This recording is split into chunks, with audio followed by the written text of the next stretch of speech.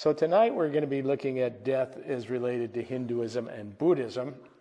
And so we're going to get a very different approach. Let me just say one thing about the word Hinduism. Hinduism isn't a religion. It's a term that's been used by mainly Western scholars to try and encapsulate all the various religious thoughts and ideas that are current in the Indian subcontinent. It would be like if you wanted to give one name to all Christian denominations. Okay. Because there are different sects of Hinduism. Now there are some commonalities, so we can speak of Hinduism. But I wouldn't want you to think that there is a church of Hinduism which decides what. There are hundreds of different sects which have some common ideas, a long sort of history. And the word Hindu actually comes from the Indus River. When the Greeks came into India, they named the people of that area after the Indus. And Hindus traditionally don't refer to their religion as Hinduism, although modernity, they've more or less accepted that from the West, but as Dharma. Dharma means the path, or the way. So just to say a few things about that. So, okay, let's start with, and I'll use the word Hinduism for convenience. So most people associate death in Hinduism with the idea of reincarnation. This is certainly true today and has been so for about 2,500 years. However, the earliest texts express different beliefs. So what's interesting about that, reincarnation developed somewhere along the historical line. I'll try and give you some suggestions as to why that might be later. But, for example, the earliest texts that Hindus refer to are called the Vedas. And these exist from about 2000 BCE. So they're very old religious texts. Originally oral, as most religious texts weren't written down for about 1,000 years afterwards. So for about 1,000 years, how were they transmitted? Orally and memory. Okay? So a great deal of value was put on the ability to memorize. We don't do much with memory anymore, so the idea of memorizing that would just seem impossible. But if that's how your tradition passes on its knowledge, then you have people who memorize, and that's what they do. And of course, memorization will always involve some sort of changes to text. But so in any case, these early Vedic texts, they were hymns that were sung to the gods. They came from a group of people known as the Aryans, who had invaded the subcontinent somewhere around 2000 BCE, from up in the plains of what's now Afghanistan, Turkestan, that area. Other groups of the Aryans went west. That's where we get. The way we know this, Sanskrit was the language. Sanskrit, Latin, Greek are all related.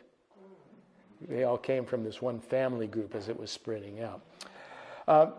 So they would sing hymns to their gods, and attitudes towards death were very similar to those found in ancient Mesopotamia and even in the Jewish Psalms.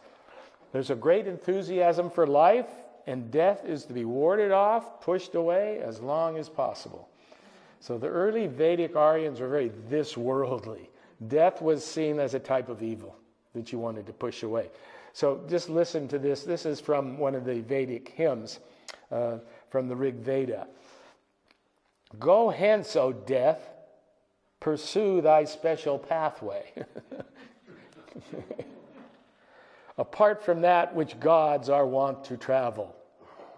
To thee I say it, who has eyes and hearest, touch not our offspring, injure not our heroes. So death is an enemy. It's one to be kept away as long as possible. Divided from the dead are these the living. Now be our calling on the gods successful. We have gone forth for dancing and for laughter, to further times prolonging our existence. You don't want to die. Here I erect this rampart for the living. Let none of these, none other, reach this limit. May they survive 100 lengthened autumns, and may they bury death beneath this mountain. So you bury death. So the reason I bring this out, sometimes it is said that Hindus are very otherworldly oriented. Early Vedic literature shows it was very much the opposite. They wanted to live long, have big families, they made sacrifices to the gods. So with death, the elements that have constituted the individual were believed to return to their source. So the eye went to the sun, the breath went to the wind, and the body to the earth. But there was this idea of some form of the dead person exists as what was called a preta. It was a ghost-like entity, similar to what the Greeks had the notion of an individual shade. It was like a ghost sort of figure. This idea was there. As in ancient Mesopotamia, it could threaten survivors. So the ghostly sort of world. We have a little bit of that in our tradition, don't we? At least in the movies, and that the ghosts have to be dealt with. So they had to be dealt with ritually, and this was thought to be the origin of the later ideas of impurity associated with the dead. We will see that in later Hinduism, the dead body is very impure, as in Zoroastrianism. It may have come from the fact that these spirits were around and could be harmful. So there were rituals designed to keep them at bay. And then there was this notion that began to develop. Now, it's hard to, we're talking about 1,000 years, 500, 600 years of thought and change going on. Scholars have to try and put this together as best they can from a little bit of literature here, a little bit of literature there. But something called the realm of the ancestors then began to develop. So out of this idea of the preta, the sort of ghostly world, there was this realm of the ancestors. Pitra means father. Lok means world. Pitra lok, the world of the fathers, of the ancestors. It was not paradise or torment, but a shadowy realm. Do you remember when we were talking about Judaism, we talked about a place called Shel, that shadowy sort of existence? That's what this was. We find that in ancient Greeks too. The early notions of some sort of afterworld are some sort of shady, not very clear, and with spirits sort of around. But it's a place you don't want to go. Okay, you love here. You love life. You love life. But it had to be maintained through continual sacrifices related to the ancestors. And this exists right up to today. We'll see, when the dead are gone, they're not always gone totally, even though you might believe they're reincarnated. You always have this notion of the extended family. And extended family doesn't just mean uncles, aunts, it means your ancestors. Okay? And then the next development is the idea of sacrifice. And this was again in the Vedas. This was the thought that death is essentially sacrificial. Death is sacrificial. Because without death, there can be no further life. So life is always sacrificing itself to itself. That's what death is. If life is always moving on, the parts of that movement sacrifice themselves so that the new parts can move on. And we find this in a very significant creation myth. It's called the creation myth of Purusha. Can you see that on the screen? He was a cosmic man or a cosmic being who sacrificed himself and brought into existence through his own sacrifice the universe. He sacrifices himself. So life is sacrifice. The cosmos is sacrifice. It becomes a very important idea and still part of current Hinduism today. His different body parts become the different parts of creation. Okay? His arms become the mountains, his legs, etc., and then his head becomes human beings. Thought. So the cosmos is therefore a sacrificial process. What's going on all around us all the time is constant sacrifice through death so that other life can move forward. which makes sense, right? Okay. And then this would be mirrored in sacrifice to the gods through fire. You would sacrifice animals initially. Later it will be fruits, vegetables, things like that, through the sacred fire called Agni. What is it about a fire? When smoke goes up. So you're sacrificing to the gods so that your life can continue.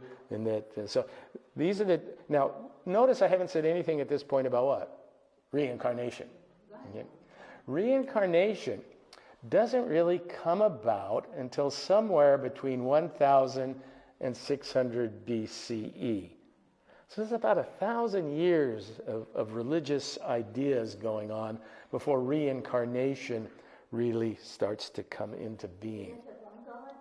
Are they one God? Or do they have multi-gods? Oh, many gods. Well, it's an old story in Hinduism. The student goes up to the guru and says, how many gods are there? Yeah. 30,000, the guru says. Tell me really. 10,000. Tell me really. 100. Tell me really.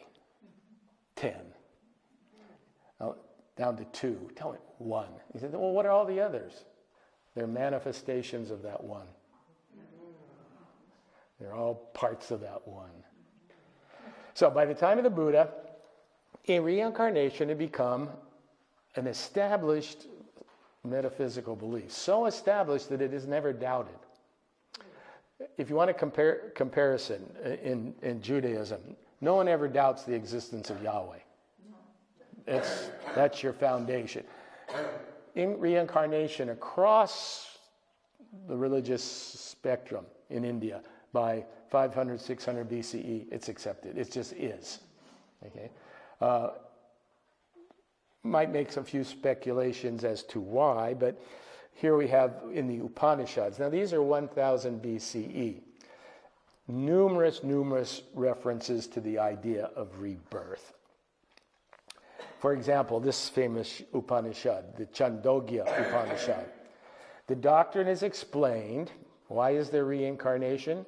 The ethical consequences of karma. Now, do you remember what karma is? Karma is the law of cause and effect.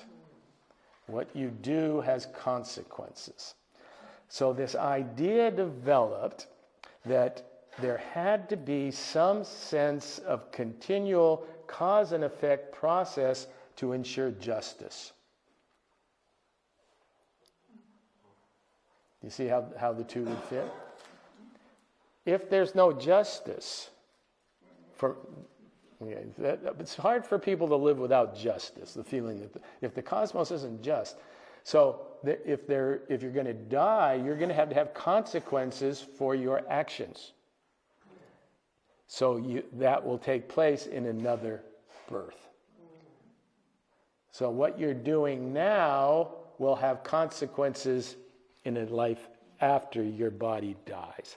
That's how reincarnation, it's one of the main thoughts as to how it develops. This need for somehow, if the cosmos is orderly and just, then there has to be some sense of continuation, and reincarnation may come from that idea.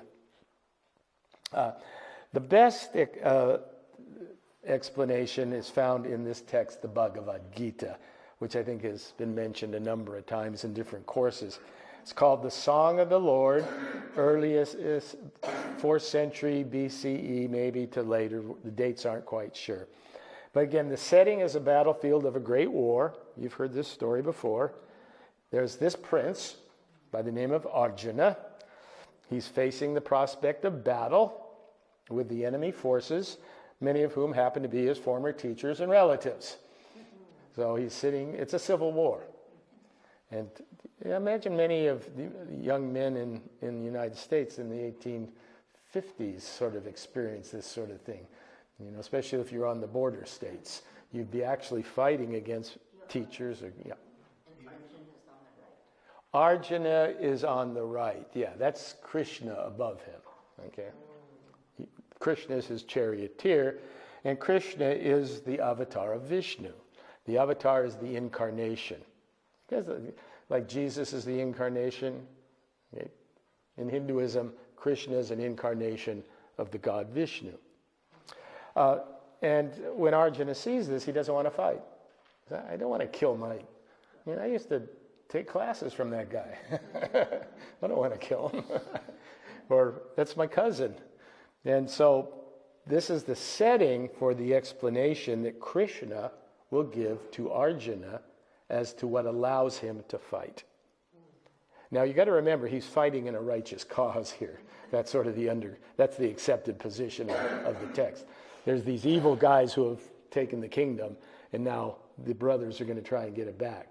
So it isn't a matter of an aggressive war. It's what we would call a defensive war. And Krishna responds to Arjuna by explaining the nature of death. The essence of his argument is that the true self, which is called the Atman, or we might call it the soul, is immortal, while the material body is transient. Okay, so there's the Atman. Since the soul is immortal, it cannot be affected by the contingencies of the world, including death. By definition, if it's immortal, it can't die. Thus, Arjuna should not hesitate to fight, do his duty in righteousness, because, and this is what the text says, the soul is indestructible. It cannot anywhere, by any means, by any wise, be diminished, stayed, or changed. But for these fleeting frames, which it informs with spirit, what are the fleeting frames? The body. They perish. Let them perish. O Prince, never the soul was born, the soul shall never cease to be. Not only does it not die, it was never born. It's always been, forever. Birthless and deathless and changeless remaineth the soul forever. Death hath not touched it at all, dead though its house seems. That's a nice line, isn't it? You look at the dead body, it doesn't touch the soul, only the body. Nay, as when one lays his worn-out robes away and taking new ones says, these will I wear today. So put by the soul lightly its garb of flesh and pass to inherit a residence afresh. A new body. Reincarnation. One must act, but not be attached to the fruits of one's actions. It's called detachment. Arjuna, if he's acting out of attachment, if he's acting out of anger, if he's acting out of all those ways, then he's stuck. You have to do your duty as a detached, because it's right. That's the notion. This is a notion of righteousness. That's the question of motive is of ultimate importance. It's not, you ever notice you can see two people do the same thing, but it's from a very different motive. Very different motive. To be attached results and causes in reincarnation. Do you see the reasoning there? If you're attached to all this stuff, it's going to come back to you through your karma. That's what you actually want. When you're attached to something, so it will come back to you. To be attached results in causes of rebirth into this world called samsara. It's all this stuff. I call it the great magic show. I might be giving my hand away, but I think I'm going to be giving a sermon coming up in a few weeks, which I'm thinking about this idea of talking about the great magic show. And what I'm going to say is something to this effect. That, okay, I'm going to be the great magician, And in about 45 minutes, when the service is over and I give the benediction, everything that seems like it's here and solid is just like the magician who had this up here and then it's gone. We're all sitting here. Right now we could do it, right? This is solid. It's all here. In 2 hours, it's gone. Just like the rabbit that the magician holds, that it disappears. Now you'd say, the parts remain. Oh, yeah, the parts remain. But even over time, what will happen to those parts? They will go. It's a great magic show. It's a great illusion. And this is where religious thought comes in, because that's the illusion, that's the change, that's the transience. But there is the Atman, the soul. And that's what is the core. So the idea eventually is that your Atman, after thousands of lives, maybe tens of thousands of lives, Hindus thought big.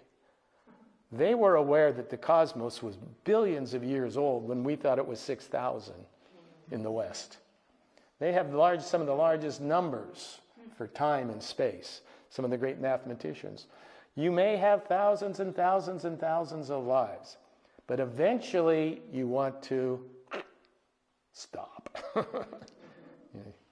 And so it's interesting. We tend to think of wanting to hold on to life all we can. The ultimate goal in Hindu and Buddhist thought is to remove ourselves from this cycle to a higher level of being, but it's not like this at all. It has no need for attachment and desire. So, Atman is the one truth, one with the universal essence of all things. So we want to use the word God.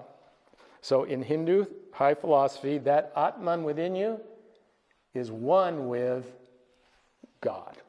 They call it Brahman. It's one with it.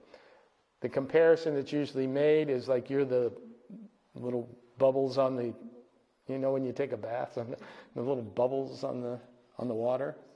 You're the bubbles. But what happens when your bubble breaks? It's in the water. So you're actually the water, you're Atman, but you don't realize it. You think you're the bubble. And so you live your life as if you're a bubble. And the notion is that, you can do that. And there's time for that. But eventually, you want to get away from that attachment. Now, when Atman does not recognize its connection with the totality, which is this phrase, Tattvamasi, you are that one. You, that wave, are that one with the ocean. You're the same if you really recognize it. If you don't recognize it, then your Atman gives way to what is called your jiva, or your ego. You think you are your ego. And that's a mistake, according to Hindu thought. Now, you can get by with the ego for a while, but eventually that ego is going to do what? Get you continually attached to things which are transient and will eventually cause you to suffer. That's the big key here. Okay, the ego buys into all the samsaric phenomena. If I just had a better car, then everything would be great.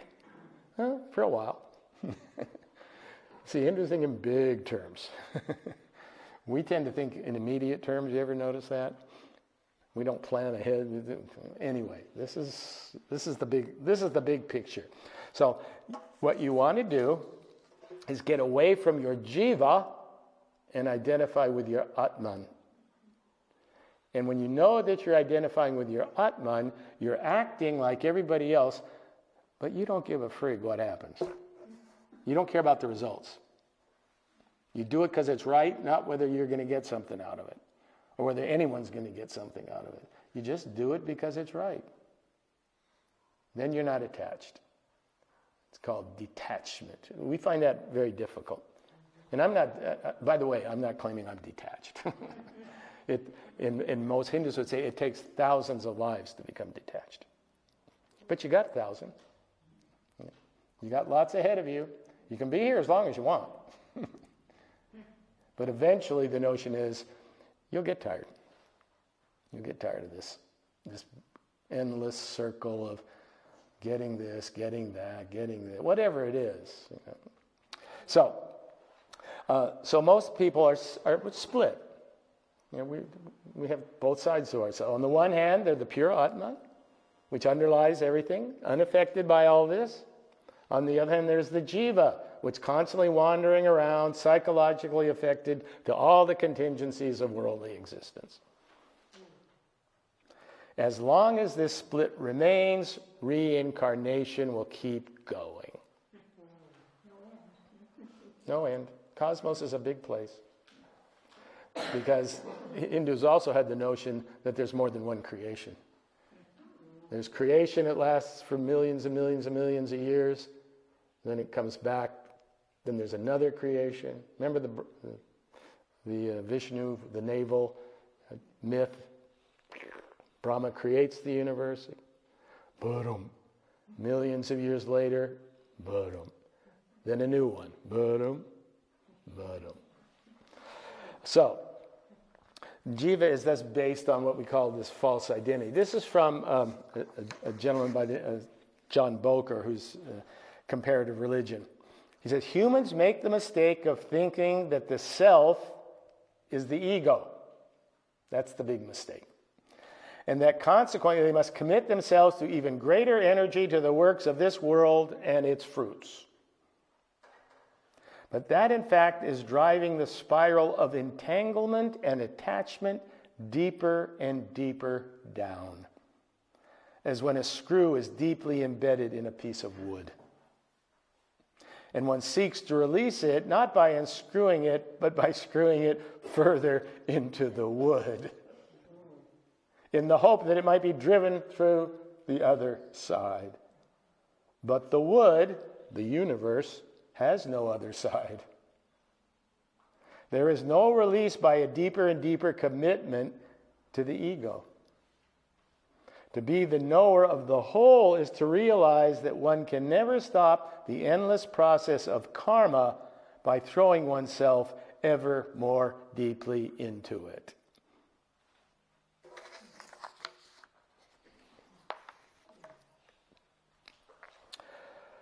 So let's see. So although there's the belief that karma determine one's next life, there is also in the Gita the idea that the soul's attitude at the moment of death is very significant. The last thoughts that are going through your mind before you actually die are considered very important. Here it is stated, whatever state a person bears in mind when he abandons his body, even to that state he becomes. So if your last thought is, damn, I want some more ice cream, you'll get it. You'll be reincarnated as an ice cream seller or something like that.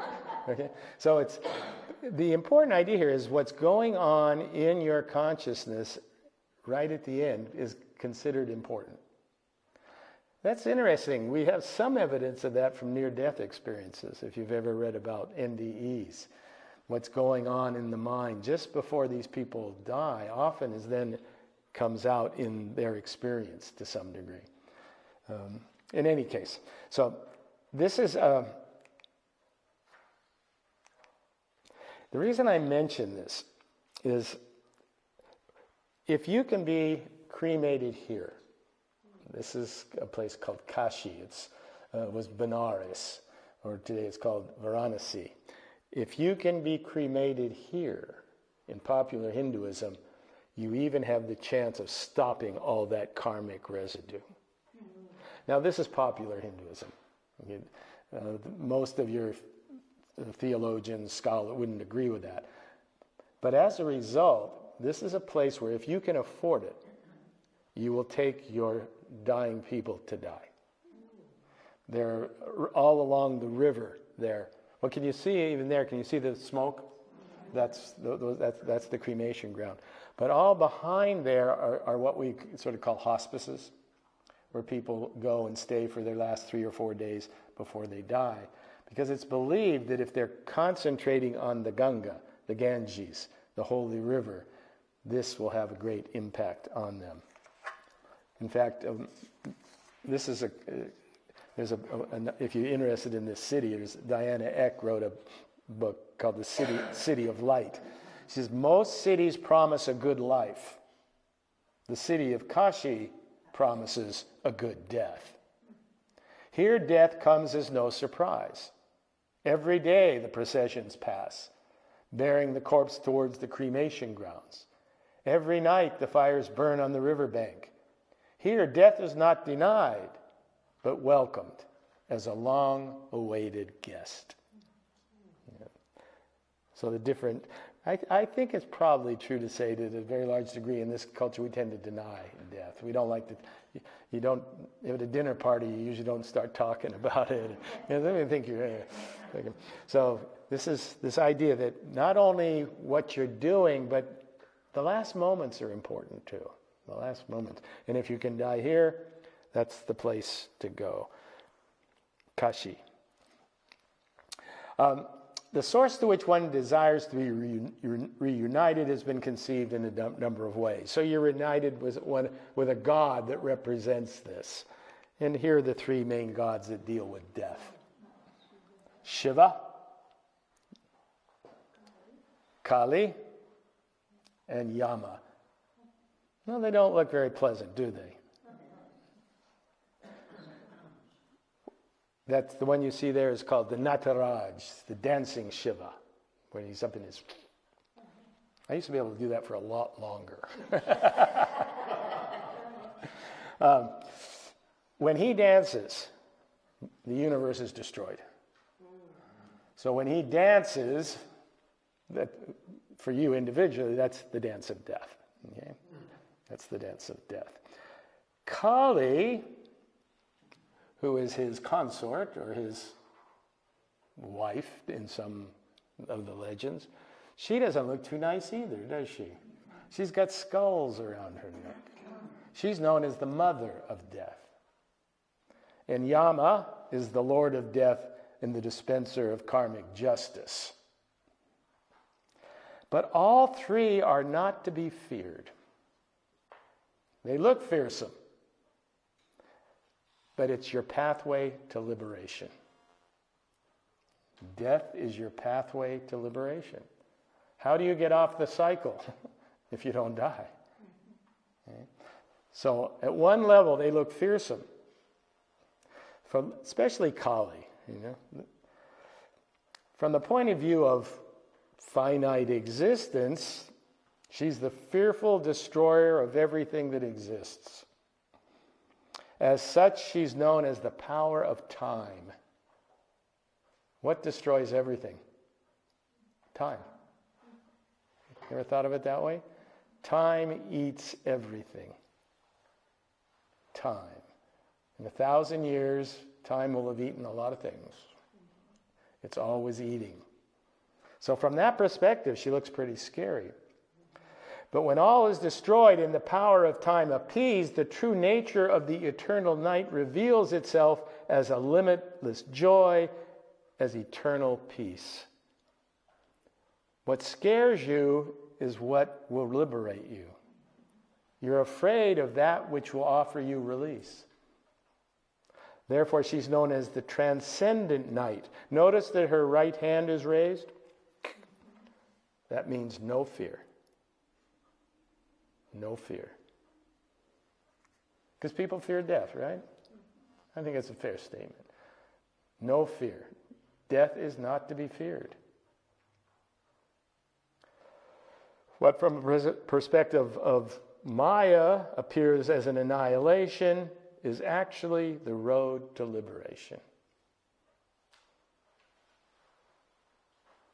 So there are a number of rituals related to death in Hinduism. They vary according to caste, to region, so whatever I say is sort of a generalized form. They all involve cremation. Cremation is the standard way of getting rid of the body. Remember, in Zoroastrianism, cremation was a no-no because the fire was sacred. Here, the fire is sacred, but it's seen in a different sense. It's sacred. You want to have its flames take your body. Probably the origin of it goes back to that Vedic sacrifice of through Agni, how animals were sacrificed through the fire to take their spirit up to the gods. Well, you see how that could, the human soul would be taken through. Also the idea that fire purifies. And over time, there developed an idea of it gets kind of complex, but it's called a subtle body that was required to support the soul until it united with God or is reborn, which is most likely. I would say most of you have a good chance of being reborn if I was a Hindu teacher. I don't see anyone here who's on the basis of enlightenment. I might be wrong, but not even myself. So, this ties in with why there's cremation. It became to be believed that subtle body will linger as long as the physical body remains visible. So if you're just putting the body in the ground, that subtle soul is going to stick around. It wants release, and the best way to release it is through cremation. So it's interesting how different religions look at things. For one, the fire is something you don't do at all. Here, the other one, this is how you liberate the soul, because the soul will be stuck to some in the ground.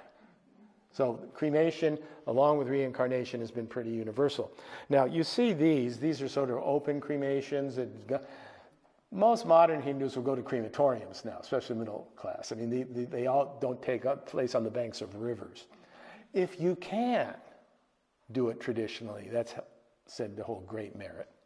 So if you can take your dying one to Benares, Varanasi, let them die there, take them to down to the Ghats and have a cremation there, have their ashes dumped in the Ganges, that's top notch. If you have to go to a local crematorium, well, all right. So in the process, and we've seen this in all the other traditions, there's a dressing, adorning of the body. The body is then carried to the cremation ground. And death is very open in India. If you've ever been in an Indian city or a village, there'll be one of these processions going to the cremation ground. Up the other is a wedding. Yeah. Life is life. You don't hide from any of it. You celebrate all of it. So now this is interesting. Generally, and this varies a little bit to region and caste, the chief mourner, who's usually the eldest son, has his head shaved. And sometimes there'll be a little knot left on the top. I don't think on the back sometimes. And he will keep his head shaved for a period of time, a period of mourning after the death. Then the family members circumambulate around the pyre. Now, I don't think this family knows the proper ritual because you're supposed to go anti-clockwise for death, because death is that's kind of a nice symbol. Everything goes clockwise in life, death goes counterclockwise. So maybe this was, I don't know, they weren't taught by the proper Brahmin. Okay. The pyre is then lit, usually again by the eldest son. And then that will burn for hours. It will burn for hours. It will eventually cool down, and then what will be left are usually the bones. And there's something to the right of the skull. The skull is then taken and usually cracked into pieces. Then those pieces are taken and buried. All the bones. So after the cremation, the ashes are thrown generally into a river if possible. Ideally the Ganges, if you can do it. Then the mourners walk away without looking back. Once you leave the dead, you don't look back. The immediate family remains in an intense state of pollution for several days. Dead bodies are thought to be polluted. Remember, Zoroastrianism thought that too. And if you've ever been around, you can see why. Okay? So you're in a state of pollution. You have to stay separate. There have to be certain rituals that get you out of that state of pollution. And then there's generally a ceremony known as the Shraddha ceremony, which is on the 12th day after the soul departs. And this is related to the ancestors. And every year, if possible, the eldest son will go to the Vishnupad temple in Gaya to make special offerings to the dead. It's a massive temple in northern India. Obviously, most people can't do this, but if you can afford it, that's what you should do to honor your dead. I want to conclude with just a few words about case studies of rebirth. This is interesting.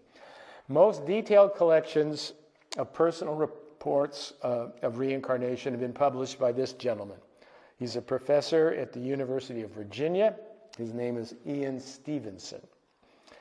He has spent over 40 years devoted to the study of children who have apparently spoken about a past life. A child in an Indian village will suddenly say, "You're not my daddy." And he doesn't mean there was hanky-panky. I belong somewhere else. And many times, and Stevenson would follow these up, these kids would know things about villages that they'd never seen. You know, he has, like I said, he has spent 40 years doing this. He's a professor, so he's not just he's got a method involved, lots of research, lots of field workers. And what he would do is identify the deceased person that the child claims to be related to. And then there will be all sorts of interesting connections that have come up in a number of these cases. I think he's done over 700.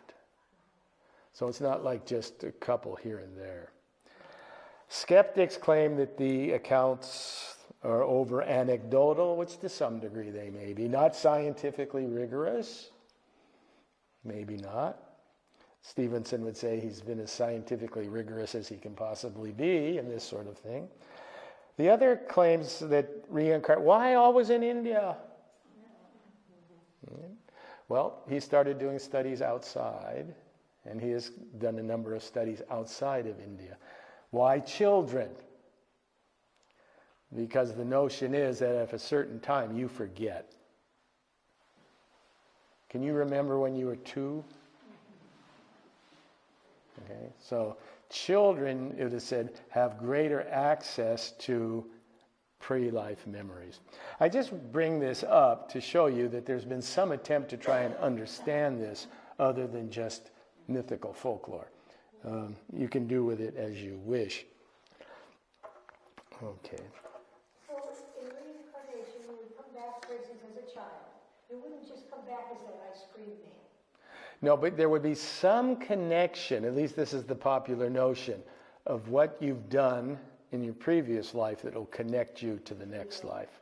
Yeah. It reminds me, my dad used to tell me, as you think, so shall you be.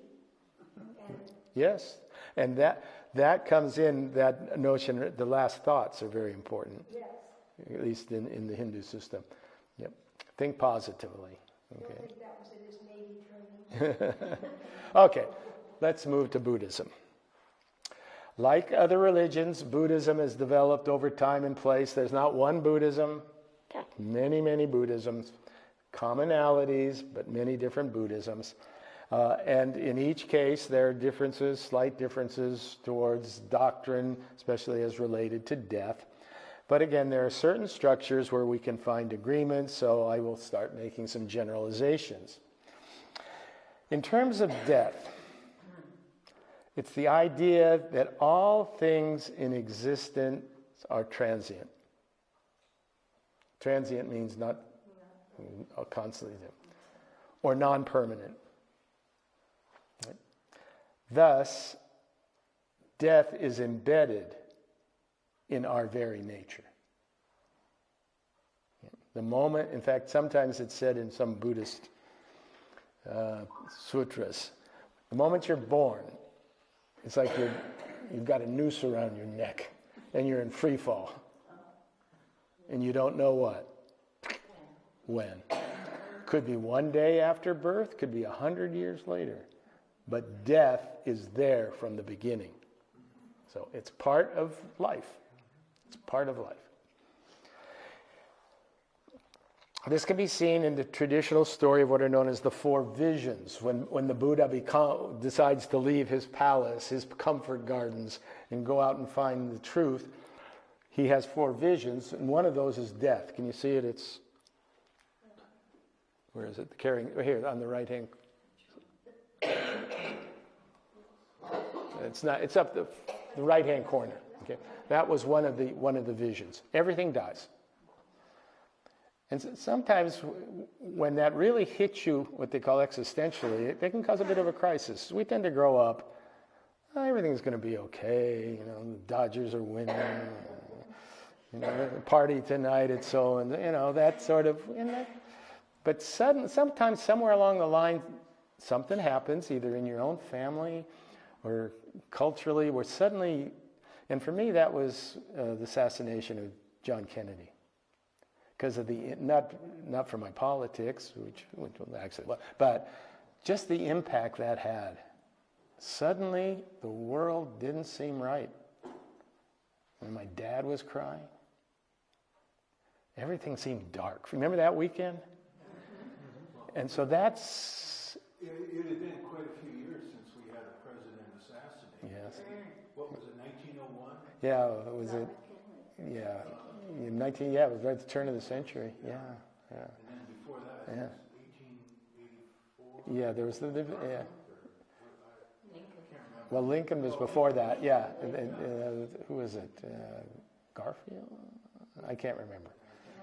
But yeah, so somewhere along the line, death is here. Okay, it's not all fun and games, and this is depicted in the Buddha's realization. And at that point, it changes your life. You don't see life the same way. And this leads to what is in Buddhism is called the first noble truth. Existence is filled with suffering, of which death is generally seen to be the epitome of that. So what's the answer? In Buddhism, if the source is removed, then the suffering will cease. It's always the idea. If you remove the source of suffering, by definition, it will stop. Death can be removed only by accepting it. If you fight it, it's not accepted, and you will suffer. Now, that doesn't mean you just say, okay, death. But at a certain point, you have to come to terms with that sort of detachment, which you find in Hinduism as well. Yeah. If you're obsessing on living forever,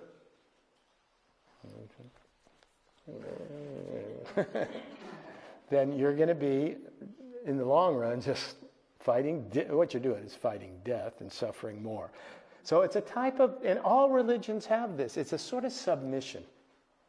When you submit to something higher than yourself. And here it's just, in Buddhism, it's life. You're submitting to the life process.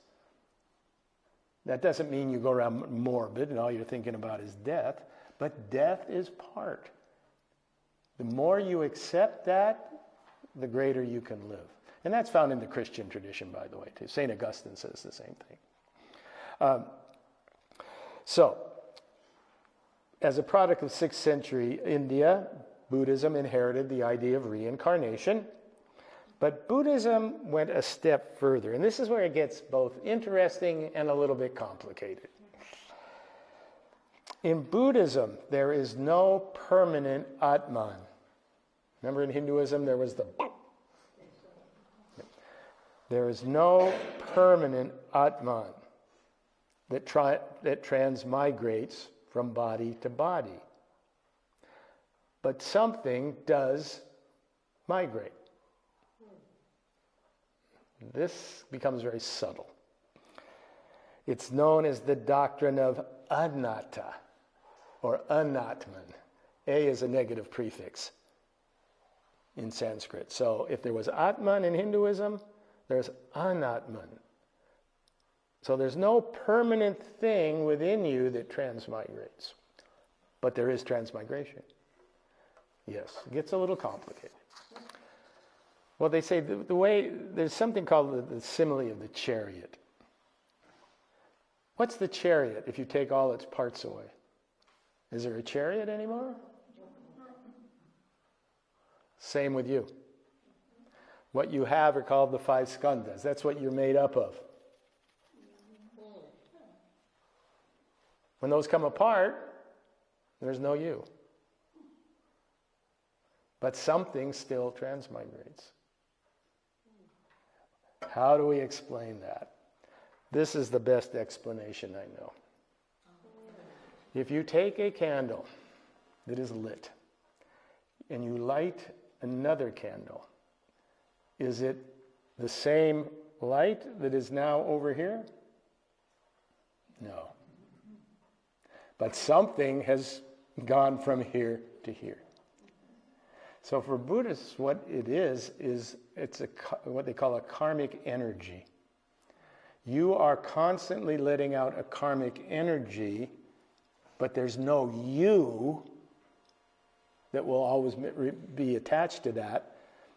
It will be an energy transfer into another life. And that's why you can't remember your past life. There's no you to remember. But there is, in some strange sort of way, a connection. The candle, I think, is a pretty good example of what they're trying to say. Okay, one light here, overhead. Something is going over there, but it isn't. This candle's still here. This candle's over here, but something has transmitted. And so that's the karmic transference into a new life. And this is what's interesting. Buddhism gets a little more subtle. So this doesn't just happen at death. It happens every instant. You are constantly changing. Continually. From one moment to the next, you're never exactly the same. We can trace, you want scientific evidence? Well, atoms. The atoms that are here, I just brushed off a whole bunch. So it's not me anymore. So the notion that death is taking place at every instant. Because that's what changes. You ever thought about death that way? Death is change. We tend to see it when it happens in one big, and then we call it death, because the change seems. But constantly we're changing, a little bit at a time, a little bit at a time. So life is a continual death, creation, death, creation, death, creation, death, creation. That's how it seems from a Buddhist perspective. So here's a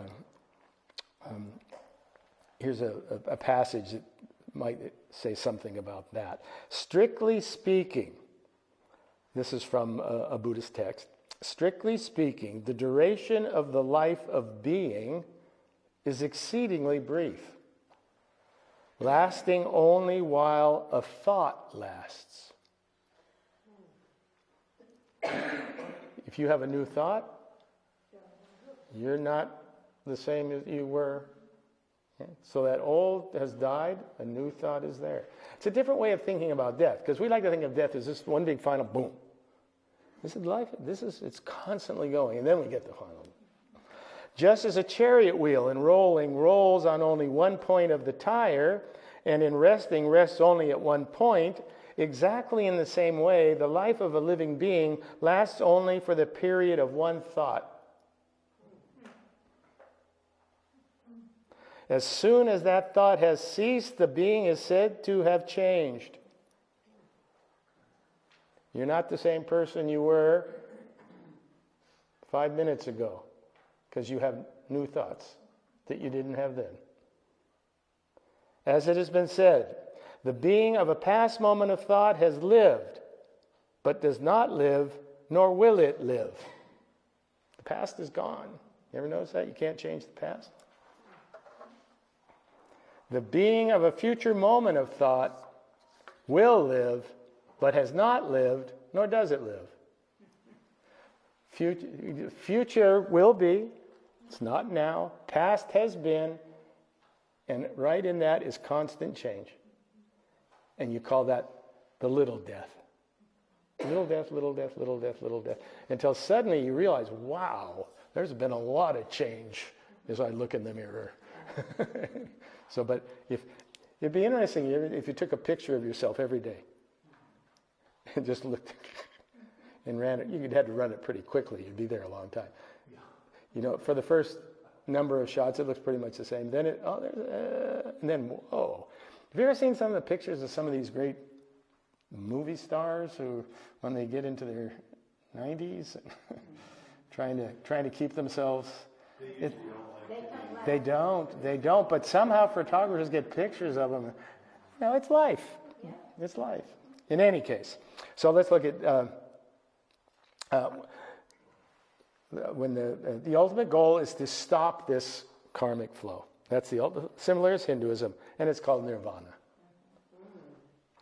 Nirvana literally means a blowing out. Blowing out the candle. Blowing out that constant energy that just keeps you going and going and going. In this light, nirvana is the ultimate condition of what they call non-becoming. We're always becoming something else. Stop. Nirvana. Thus, when the Buddha died, tradition records that one of his disciples said,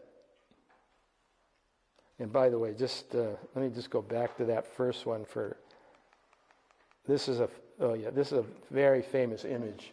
You'll see it. It's called the reclining Buddha. If you've ever been to any Buddhist countries, you'll always see this. The reclining Buddha doesn't mean he's taking a nap. He's dying. This is his final death.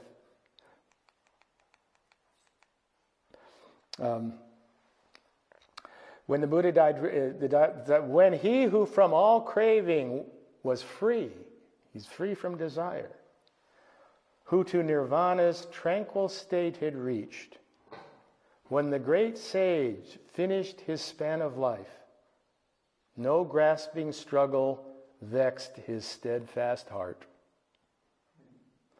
All resolute and with unshaken mind, he calmly triumphed over the pain of death. And as a bright flame dies away, so was the last emancipation of his heart. See, we tend to struggle with that because we always think that there has to be something. This is the idea that nothing, at least in terms of the way we understand something, is a much more peaceful position. When you're just at total peace and rest. Okay, nearly all Buddhist traditions place great emphasis on the preparation for death and the process of dying. Most Buddhist traditions try to prepare you for death long before you're going to die. And an example is what is known as the mindful of death meditation. It involves going into a solitary retreat and meditating on death. The purpose is for seeing death for what it is with a sharp mind. So you meditate on it. There's a country called Bhutan where they have something called the happiness quotient. That's how they measure. They ask everyone to meditate 5 minutes a day on death. Now you think, oh, how could that make you happy? Because once you start doing that and you start incorporating death into your vision of life, it doesn't suddenly become this big whammy shock when it hits.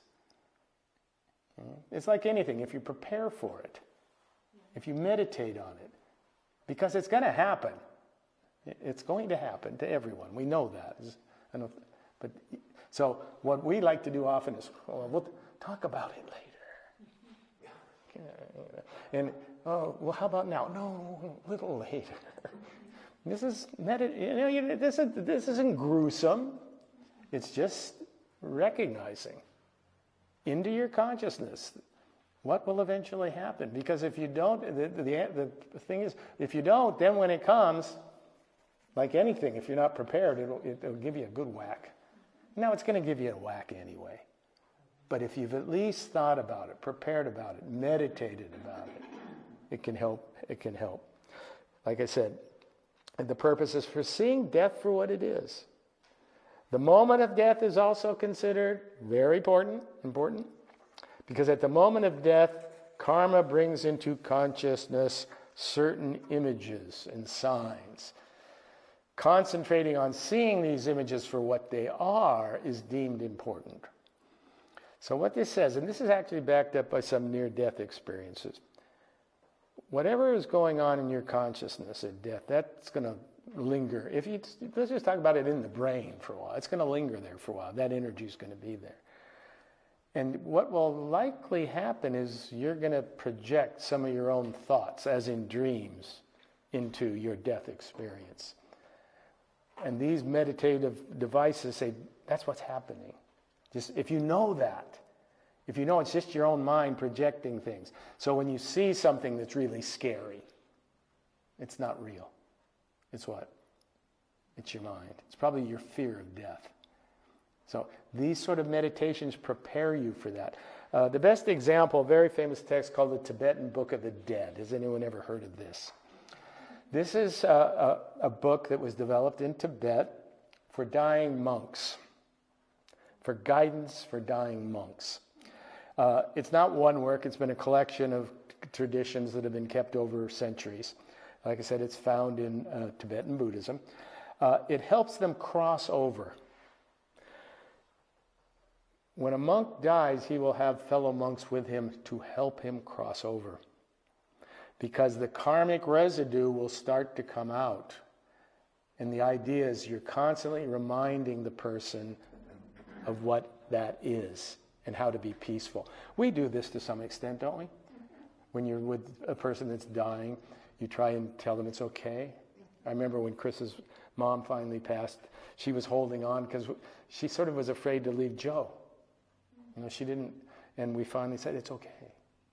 And you could see it suddenly. She sort of submitted to that. And then she passed not long after that.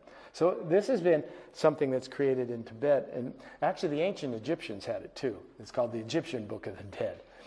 When they would advise. Because I think what happened is that people would have what we call near-death experiences, even then, and then come back and talk about them. And people would realize, well, they didn't really die. They were probably, all this karmic residue was coming out. So what you have in this Tibetan Book of the Dead, it focuses on these intermediate states that follow death. They're called the bardo. There's 3 of them.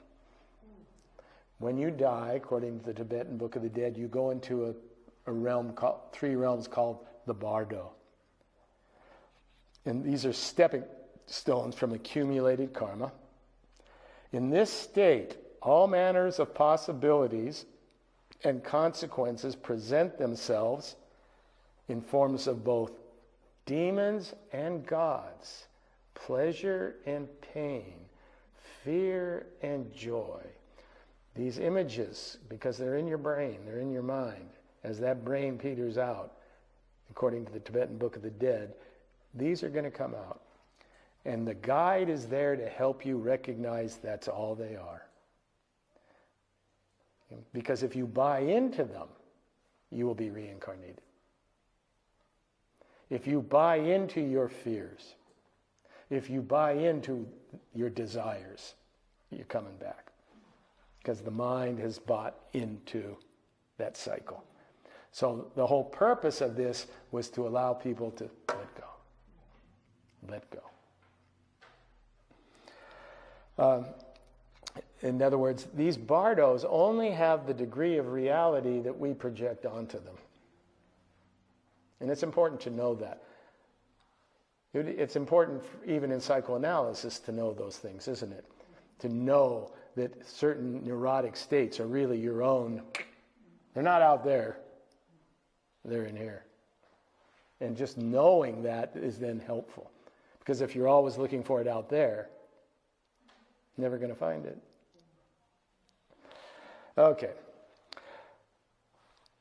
Let me just read one more passage. Oh, we got it. Okay. O nobly born, that which is called death hath now come. This is from the Tibetan Book of the Dead. Thou art departing from this world, but thou art not the only one. Death cometh to all. Now that again can be quite a relieving thing. We tend to think, I'm dying. Like, I think I said this, did I say this the other night? But anyway, we were talking about, somebody raised in one of our discussion classes that 100 billion people have died in the history of the world. They feel there have been about 100 billion Homo sapiens. And so my son said to me, well, if 100 billion people could do it, I guess I could. That notion that death comes to us all. Do not cling in fondness and weakness to this life. Even though thou clingest out of weakness, thou hast not the power to remain here. Cling as much as you want, yes. Thou wilt gain nothing more than wandering in samsara. Be not attached to this world. Didn't Jesus say something similar to that? My kingdom is not of this world. Be not attached to this world. Remember the precious Trinity. Now this is Buddhist. The Buddha, the Dharma, which is the teaching, and the Sangha. That's the community. Those are your three jewels. For Christians, it would be Jesus, the way, and the church. You have those with you. Those are your rocks. O nobly born. And notice what you're speaking to someone dying. What are they calling them? Nobly born. Getting into that consciousness. You are a noble being. O nobly born, whatever fear and terror may come to thee in the bardo, forget not these words, and bearing their meaning at heart, go forwards. Let them lieth the vital secret of recognition.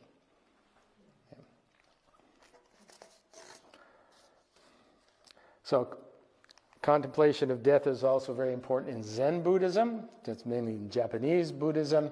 There's something called Bushido, the way of the warrior.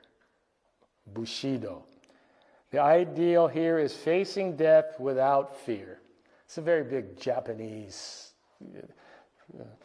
If you've ever read any of the poems of the kamikaze pilots, we tend to think of the kamikaze pilots as these evil guys. But you read the poems of these young 20-year-olds who thought they were going off and sacrificing for their nation. They're very touching. And they're all saying, we do not fear death. It demands perfect control, even in the face of violent death. The ultimate was the samurai seppuku, or what we call harikari. When a samurai warrior had felt that he had let down his lord, he would cut his stomach. You don't think that? And no flinching. So he'd had to be, now everyone, I'm not saying this, but if that's a cultural ideal, you see, you learn early on, try not to fear death. And here's the famous proverb, and I like this one. Among flowers, the cherry blossom is supreme, if you've ever been to Japan, because its scent can barely be detected, its color is delicate, but above all, because it falls in full bloom and does not resist its own death. That's beautiful. Among men, the samurai is supreme because his ideals are simplicity, modesty, and death in the bloom of life. So, again, funeral rituals vary, but generally there will be a monk present. They will chant such words as, homage be to he, the enlightened one, the Buddha. There usually will be a brief sermon to the mourners on the nature of death and transience, the things we've just been talking about. And then I like this one. Water is sometimes poured into a bowl, placed before the monks and the coffin. As it overflows, the monks recite the following. As the rains fill the rivers and overflow into the ocean, so likewise may what is given here reach the departed. May the wealth of merit acquired by the deceased effort result in the welfare of others. Overflowing. The coffin is then closed and removed for either cremation or burial. Most Buddhist countries cremate. There's a series of post-mortem rituals over the next year involving sermons, giving alms by the family to the monks to support the monastery.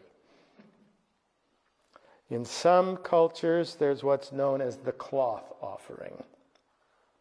This is cloth that's be given to the monastery for monks' robes to be made out of. So when you're after the death, you then will get material, give it to the monastery, and this will then be made into a monk's robe. During this ceremony, the following verse is recited. Impermanent, alas, are formations, subject to rise and fall. Having arisen, they cease their subsiding in bliss. Now, one last thing. In Tibet, this is a little unusual for Buddhist countries, they have what is called a sky burial. Very similar to what the Zoroastrians do. They take the body up to the foot of the mountains, leave it out in the open to be consumed by wild creatures, and that's how the body is then recycled back into life. Okay, that does it. Any thoughts, comments? It seems when you talked about meditating a small portion of each day. I don't know what other people do when they get to be 80 plus.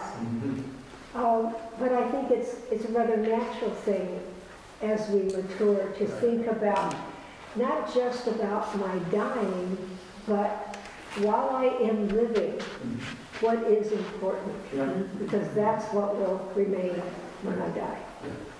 And in these traditions, they say by midlife you should start doing this. Not because again it's morbid, but it is a reality which if you don't come to terms with, even in terms of what you're going to do, suddenly something hits you and then you're just thrown for a loop. It's always been, remember the Boy Scout model? Be prepared. Any other thoughts? I think there's a freeing in that about thinking about what's important in the life I have that I can choose. That's right. So I don't see that as burdensome. Yeah, but a lot of people, if I said, I want you to go home and meditate about death. What's wrong with you? You know, again, it's just... My 60-year-old doesn't think about, it's craziness. Yeah, I think it is important to recognize reality, and that's what meditating on death is about. And the monks and nuns often say the 5 remembrances every day. I am of the nature to have ill health. You can't escape being sick. I am of the nature to grow old. You can't escape old age. I am of the nature to die. You can't escape death. And everything is of the nature to change. Yeah. And then you go out and live fully with the recognition that part of that fullness is dying. Yeah, that's... When you visit different countries and you see the Buddha in different positions. Yes. Sometimes he's a sitting Buddha, sometimes he's a laying down Buddha. Yeah, it's kind of interesting. Yeah, there's a whole art If you're interested in Buddhist art, the various, not only the position of the body, but the position of the hands. Yeah. One of the famous ones you see him touching the earth. That's centering. He's centered. He's got his, that's his rock. Okay, everything else out here, he's centered. Yeah. There's teaching, the no fear, preaching, you can do a whole course on Buddhist icons. It's interesting because our daughter-in-law was Buddhist. Okay. She's a Christian. She's converted to Christianity. But even when we visit these sites, she will always light the incense. Yes. And it's just instilled. Yes, and that's lovely. That's that notion that we have our own traditions, but we can not only respect but admire some of the others. Yeah. Okay. Next, I've got one more, and then there'll be a week's break, and then Reverend Elbert and I are going to do a series of 6 classes on how did we term it? Anyway, influential believers in the various traditions. Not your top, not like the Buddha, but for. Has anyone here heard of Thich Nhat Hanh? I'll be doing the Dalai Lama. I'll be doing those. Albert will be doing on a Christian. Desmond Tutu. I forget all the ones he's doing. Dorothy Day, I think. Yeah. So that'll be coming down the line. So, okay, thanks. Thank you.